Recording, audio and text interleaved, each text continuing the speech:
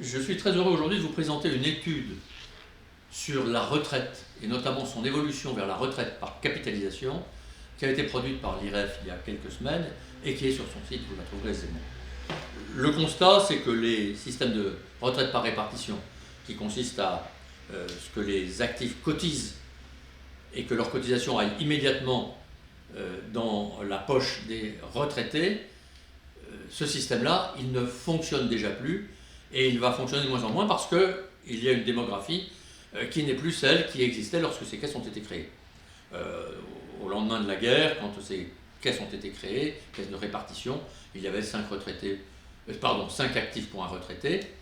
Aujourd'hui, il y en a 1,7 actifs pour un retraité, et demain, d'ici 45 ans, il y en aura 1,2.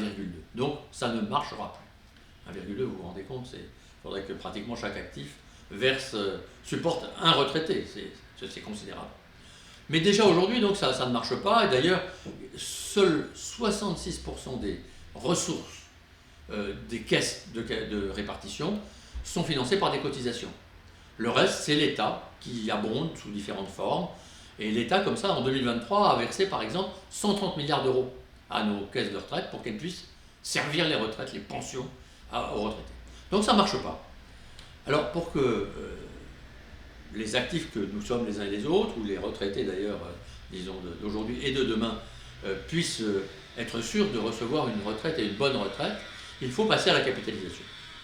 Ça marche aujourd'hui dans le monde, il y a plein de pays qui ont déjà fait ce saut, plus ou moins longtemps avant aujourd'hui. Et en fait, 2 exemples, Danemark, Pays-Bas, qui sont passés très largement à la capitalisation. Eh bien, dans ces 2 pays, Danemark et Pays-Bas, déjà aujourd'hui, leurs retraites sont sensiblement supérieures aux retraites des Français, plus 30%, et les cotisations que payent les actifs dans ces 2 pays sont pourtant sensiblement inférieures à celles que payent les actifs français, moins 30%. Donc c'est vraiment gagnant-gagnant. Mais comment passer de la répartition à la capitalisation? C'est très compliqué parce qu'il faut continuer à payer les retraites par répartition et accumuler les cotisations des actifs qui payent par capitalisation pour leur retraite future. La solution, on la trouve dans le rendement, qui est un très bon rendement des retraites par capitalisation. On a calculé, j'ai calculé dans l'étude que vous pouvez lire, qu'avec un taux de rendement net de 3,5%, qui est celui qu'obtiennent aujourd'hui la plupart des fonds de capitalisation en France, mais aussi dans le monde, parce qu'en France, il y a des fonds de capitalisation, notamment pour les fonctionnaires et les élus, c'est ça qui est assez paradoxal.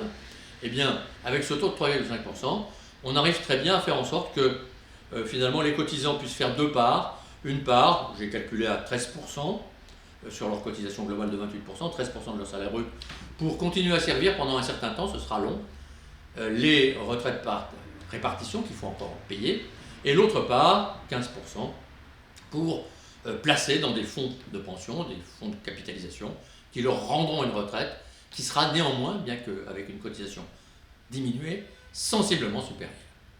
Voilà la solution.